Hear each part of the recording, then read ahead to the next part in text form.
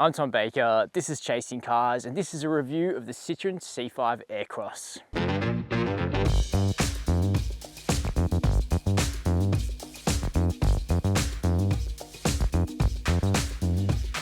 If you're in the market for a mid-size SUV and you want something that isn't the same Toyota RAV4 and Mazda CX-5 that sits on every single one of your neighbour's driveways, then a vehicle like the Citroen C5 Aircross could well be up your alley. Now, Citroen used to be massive in Australia. They used to build some Citroens and Peugeots and other French cars right here in Australia. Now, that hasn't happened for a long time, and the brand is, of course, truly French, Gallic in every single way, and so is the C5 Aircross.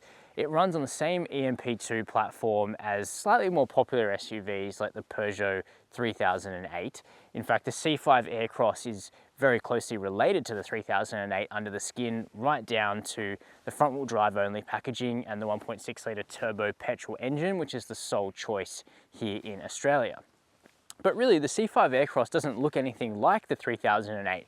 It totally has its own persona. I personally love the way it looks. Design is subjective, but I think the almost cartoonishly blocky way that Citroen have thrown the C5 Aircross together really works. It's almost ironic how much of a truck this SUV really looks like, and we'll see that that continues when we jump into the cabin. Now, this particular Aircross is the Shine, which is the top spec car. It's about 50 grand drive away, so it's not a bargain deal, but it is in line with high spec versions of cars like the CX-5, Tucson and Tiguan. So in today's video, we're going to be finding out whether, if you take a gamble on a French SUV like the Citroen C5 Aircross, you're getting as much stuff as you would get in this car's better known rivals, and you might even get a vehicle that drives better as well. But before we get started, make sure to hit subscribe down below the video. But while the styling of the outside of the C5 Aircross is pretty handsome, it's really here inside the vehicle where Citroen have really dialed up the flair to the max, and I really love how they've worked it out. Essentially, it feels like the same sort of interiors you get on smaller Citroens, which you do see here and there in Australia, but just expanded and basically made more luxurious and high quality. So all of the squircle shapes, the rounded rectangles, they're everywhere in sight. It's just that they're covered in softer touch materials than, say, a C3 hatchback. So we have the same steering wheel, nice leather-bound steering wheel and column-mounted paddle shifters. But up here on the dash, we've got nice squidgy materials on the doors as well, and it feels pretty well screwed together. And I'm guessing that in the comment thread, we'll have some people talking about reliability in French cars, but actually the underlying platform beneath this vehicle, the EMP2 platform, has turned out to really be very reliable, and Peugeot and Citroen, PSA, have been ascending for many years through reliability scores, so that wouldn't really be my first concern with this vehicle. But we need to reserve particular commentary for the seats, because these seats are extra, man. So we've got memory foam, so they're more like your mattress at home than a seat in a Mazda CX-5, for example. They're trimmed in half grey leather and half cloth. It's actually quite a nice mixture, and the driver's seat is electrically adjustable, though the passenger makes do with manual. We do have manual lumbar for the driver's seat as well, however. Unfortunately, even in this top spec variant, the front seats aren't heated, which is a bit of a shame, and nor do we have a sunroof. So in some ways it feels more like a mid-tier or mid-spec version in some of this car's rivals. Looking at the tech, we've got an 8-inch touchscreen here, which is a little bit laggy, and the climate controls are in it, and if you're a subscriber, you'll know that I find that fairly annoying, but you do get used to it. Wired Apple CarPlay and Android Auto as well. Then we've got a pretty impressive 12-inch digital instrument cluster that you can pop a map into. You can customize your trip computer inputs as well. Practicality-wise, the top spec Shine has wireless smartphone charging. We've got decent cup holders, really, really deep bin between the seats, the old champagne bottle holder, and then decent sized door bins as well. So up front, it looks good and it works fairly well, this interior. Here in the back of the C5 Aircross, the first and most interesting feature is that the three seats themselves are actually individual, and they're broadly the same size, and you can slide them fore and aft and recline them independently. However, only the outboard seats have ISOFIX sockets, so that's one thing to keep in mind if you're planning to put multiple small children back here. We do have air vents, we do have another USB port here in the back as well, map pockets in both seats, though the materials regress to being fairly hard here in the back of the the C5 Aircross.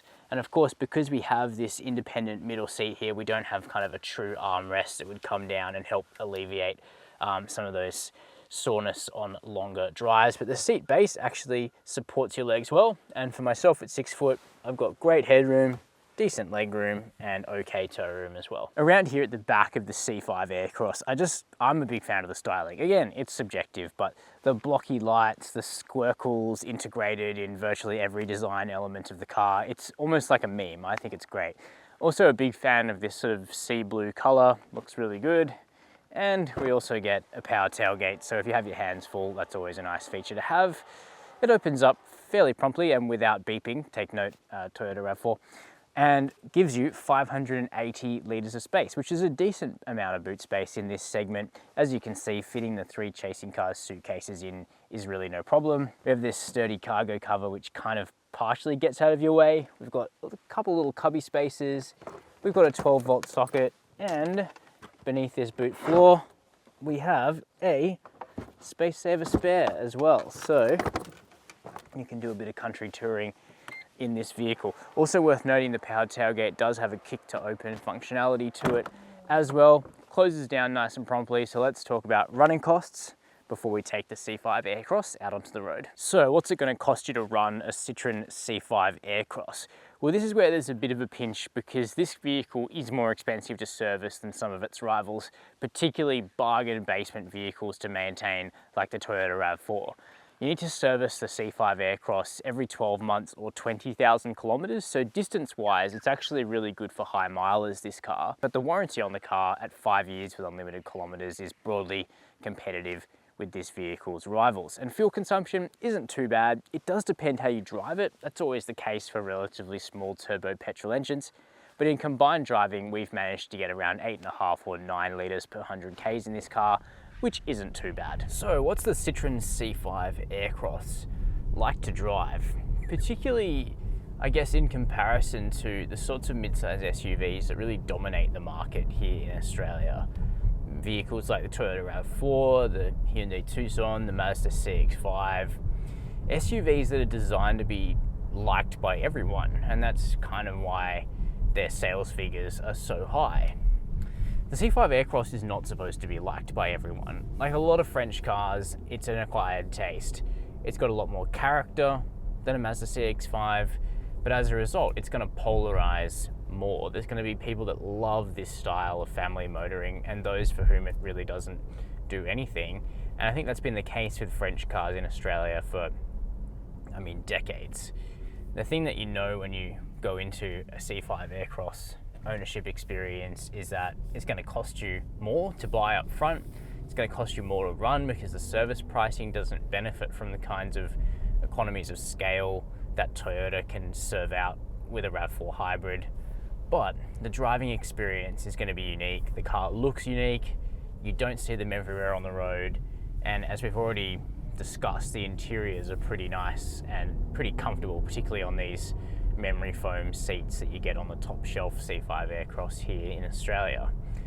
But we'll come to some of those unique points, and particularly where Citroen focuses their attention in ride quality a little later. First of all, let's remind ourselves of what's under the bonnet, because it's an engine that you see a lot of in PSA product here in Australia. A 1.6 litre turbocharged petrol 4-cylinder engine producing 121 kilowatts of power and 240 newton meters of torque. Now, those numbers are fairly modest, but the hidden factor is that, like the Peugeot 3008, with which the C5 Aircross shares a platform, this Citroen is very light. And that means that the power to weight ratio isn't really any worse than most of this vehicle's rivals. And that's the sensation you get out on the road. The C5 Aircross isn't slow, it's perfectly adequate. Around town, you never really even think about the engine because it's quiet, refined, and it's a really good partner to the 6-speed torque converter automatic that you get in this particular SUV. The whole thing comes together really nicely. Out on the open road, when you're already doing 100 or 110 kilometers per hour and you want to overtake somebody, well, that's when you find yourself just looking for a little bit more torque. Now in the Peugeot, you can get a higher power version of the 1.6 but you can also get a 2-litre diesel. Now, those options aren't available to C5 Aircross customers here in Australia. This is the only engine, so the best thing you can do is take it for a test drive, see if you like it, and know that if you do a lot of country miles, you do need to plan your overtakes a little bit more than some rivals that have, I guess, a meatier amount of torque available to them. But most of the time, if you're just running errands in town, it's fine. It's absolutely adequate. Now, onto the interesting stuff, the ride and handling. Because a bit like that Genesis GV80 I was running as a long-termer, Citroen don't really care about making the C5 Aircross sporty in any way. It's meant to be comfortable because A, that's what Citroen has kind of always been about, and B, because when you're driving a family SUV day in, day out over lumpy, bumpy roads here in Sydney full of potholes, you know, just ferrying the kids around, you probably want comfort rather than a sport-focused ride. And that's what you get. This is a really lovely, cosseting vehicle to drive. You never really think about the ride. And that's exactly what I want in this segment. I like the sporty options. I like a Tiguan R-Line, for example, or a Skoda Kodiaq Sportline, but those cars tell you that they're meant to be a little bit more edgy. In just a mainstream flavor of midsize SUV, what I prefer is a bit more comfort, but still decent body control, and that's pretty much what you get in the C5 Aircross.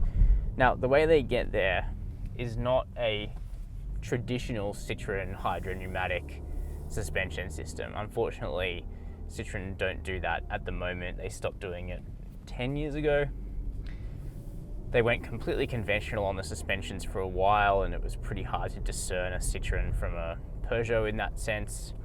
But now for the C5 Aircross, they have brought back a little bit of that spirit in that there's these sort of hydraulic bump stops on the dampers so that it's not allowed to slam into the top or bottom of the suspension travel. So, for example, if you hit a speed bump a little fast at 50, 55, 60 kilometers per hour, most of this car's rivals will aggressively hit their bump stops and you'll get sort of tossed about the cabin. That doesn't happen in the C5 Aircross. Instead, it just soaks up that extreme suspension travel really nicely, and so you're able to actually bowl along in the Aircross pretty quickly, a little quicker than you can in a RAV4, a CX-5, etc., because those sort of big wheel movements are contained really well by this car's suspension. Where there is no perceptible change is on the small bumps, manhole covers, that sort of thing. You still feel that same edgy disruption to the ride that you would feel in the Peugeot or in any of this car's mainstream rivals. It's actually the long travel bumpy stuff that the Citroen soaks up with particular aplomb. So I guess there's, you know, a pretty clear benefit to the suspension in those situations. Refinement though is really good. It's quiet, the ride's level, the seats are comfy. No seat heating, oddly, on the top shelf car here in Australia. No sunroof, so it feels a little underspecified. But if you don't care about that stuff, it doesn't really matter. One thing for long distance touring, which this car's really good at, would be if it had a premium sound system, which it doesn't in Australia. That's something I would like them to change. But the safety tech is alright. We've got adaptive cruise, we've got lane keep assist, we've got blind spot monitoring.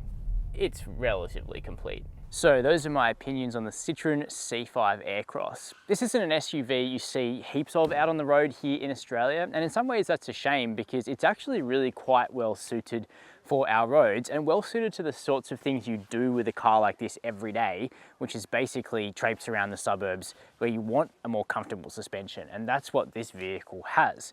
Now, it doesn't have quite the same value for money proposition as a Tiguan or a RAV4, but it also doesn't fall into the trap of being so grotesquely overpriced as a number of French vehicles have been in Australia in the last decade. So certainly if I was test driving midsize SUVs and looking for a new family vehicle at the moment, this would actually be on my list to test drive. It's really quite an enjoyable vehicle. But I'm keen to know your views. Let me know down below this video whether the C5 Aircross is a vehicle you'd consider, what you think the future of brands like Citroen will be here in Australia. While you're there, make sure to hit subscribe and the notification bell. And as always, thanks for watching Chasing Cars.